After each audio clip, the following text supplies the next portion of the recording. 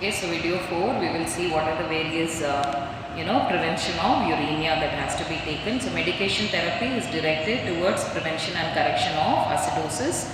Then hypertension and renal osteodystrophy, that is defect of the bone can be prevented. To correct metabolic acidosis, an oral alkalizing agent, so usually soda bicarbonate will be given, okay, or Chauvel's solution is prescribed. Then we have to control the hypertension, so we have to give hypertensives, antihypertensives drugs can be given, diuretics should be given.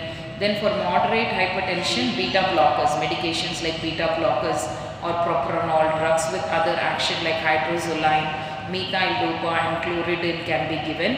Then minodixil, it is also served for severe hypertension. Then to prevent renal osteodystrophy, that is a defective bone caused because of renal disease, is a manifestation. So what exactly happens when a person has got osteodystrophy? There is a manifestation of calcium and phosphorus imbalance. Then therapy is directed towards correcting hyperphosphatemia. If phosphate level in the blood is increased, then we have to give treatment for that. Then aluminium hydroxide preparations can be done. Then oral supplements of calcium carbonate may be beneficial if these preparations are used. Then we can have intestinal calcium absorption is improved by the administration of vitamin D. So vitamin C, if it is or calcium is required, then vitamin D has to be given so that we can maintain the calcium carbonate level in the body. Okay, so those are all the ways that can be done. So as a treatment part of ESRD, we have to do dialysis, right, in stage or chronic renal failure. So what is dialysis? It is a treatment modality used to manage renal failure. It should be initiated by physicians before children become more severely symptomatic with salt. And so if we are not doing, then immediately all the metabolic waste will stay back, salt will be there, water retention, hyperkalemia will be there. So this has to be corrected through renal dialysis. Then two types of chronic renal dialysis are there. Okay, so two types of chronic dialysis therapy. So how do we do is hemodialysis and peritoneal dialysis. When age, medical complication and psychosocial situations do not dictate the need for a specific type of dialysis, the child and family should be given their choice of modality.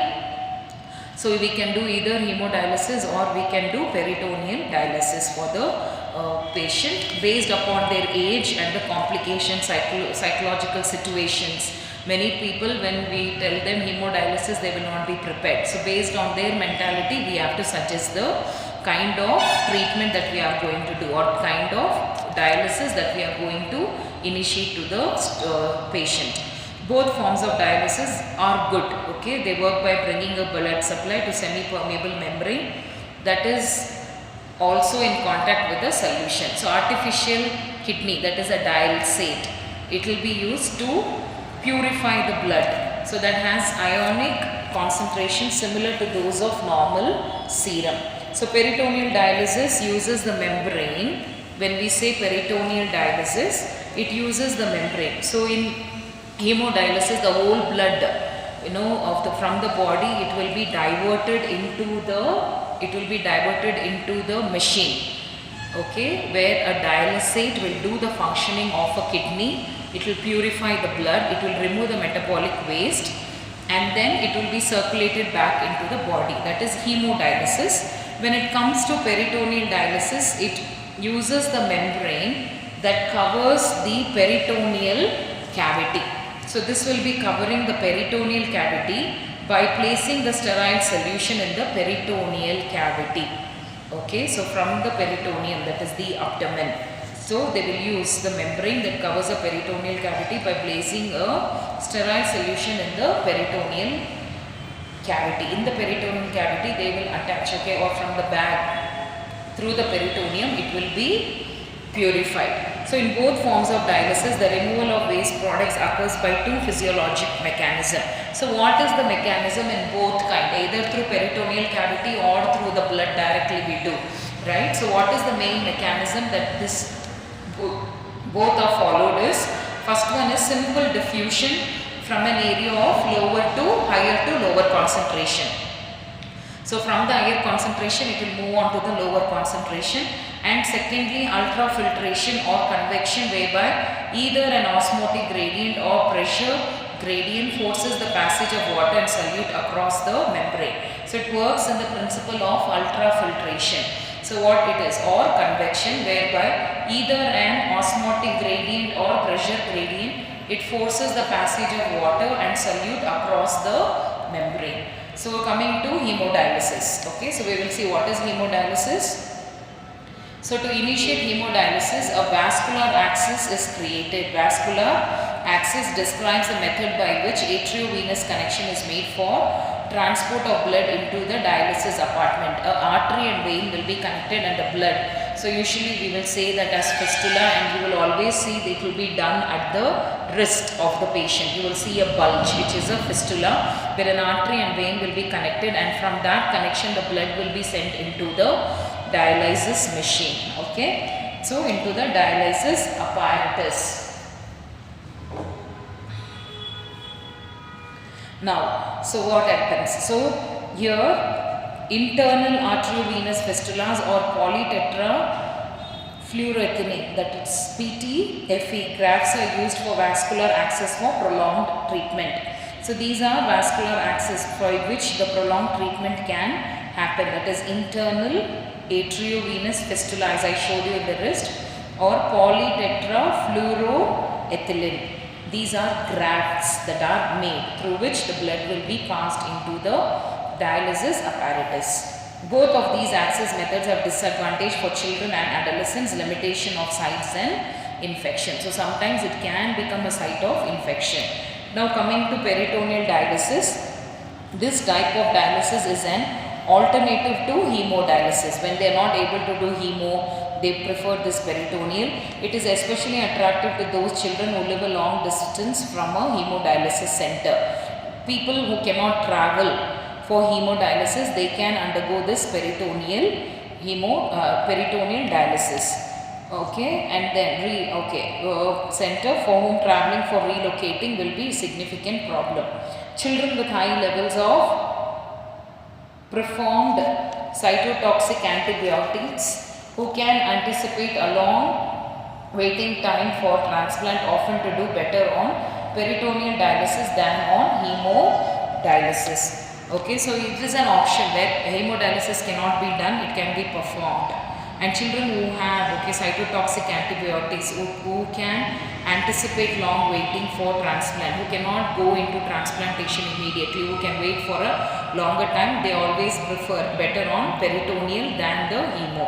Then peritoneal dialysis takes advantage of the large surface area of the peritoneum. Okay, a closed system is used to instill fluid into the peritoneum and allow for drainage following ultrafiltration and diffusion. So when we say peritoneal dialysis, it takes advantage of the larger surface area of the peritoneum. A closed system is used to instill fluid into the peritoneum and allow for drainage following ultrafiltration and diffusion. So through the peritoneum only this dialysis is being done, and you will see because it is a closed system, you can instill the fluid into the peritoneum, and the drainage also is allowed through ultrafiltration and diffusion. That is the two principles already we have seen. So through the peritoneal membrane, the purification will happen in the peritoneal dialysis. So two methods can be used to perform this procedure. That is, the first is intermittent peritoneal dialysis using automatically. So you can just, so this peritoneal dialysis will come like an intravenous fluid, or it will come in a bag. So that has to be connected to the peritoneum. Outlet will be there, you have to just connect it and it will be going. And one advantage of peritoneal dialysis is the patient can also ambulate. With the IV stand, they can go, they can walk. Okay, that is one advantage. And then each dialysis treatment lasts about 10 to 14 hours and is done in 3 to 7 times per week. So we can do it for 10 to 14 hours and it can be done 3 to 7 times per week, we can do it. Okay, so these are all about the dialysis, the treatment that comes under CRF. Next we will go to just transplantation and finish nephro. Okay, next class we will continue with respiratory functions. Okay, so when we say successful renal transplantation, it remains to optimal form of therapy for children with ESRD. A well-functioning renal transplant brings about both physiological and rehabilitative improvements in the child's quality of life. That cannot be obtained with any current dialysis therapies. Okay, so successful renal transplantation is their optimal form of therapy for children with ESRD. It can be done. Okay, so usually no, transplantation can be done if they get the donor. Their blood should match. So usually it is their blood relatives who will opt to give. It can be a daughter for a mother, or mother to a daughter or to a son. Okay, or uncle, auntie, like that. It should go along with the blood. Okay, and then one of the complication is either the blood will not suit. Even if the blood is suiting, sometimes the body will not accept the kidney, it will reject. That are the complications of transplantation. Okay, so yeah, so when we do, if it's suiting, then the baby is or individual will get adapted to the kidney that is transplanted, that cannot be obtained with any current dialysis therapy.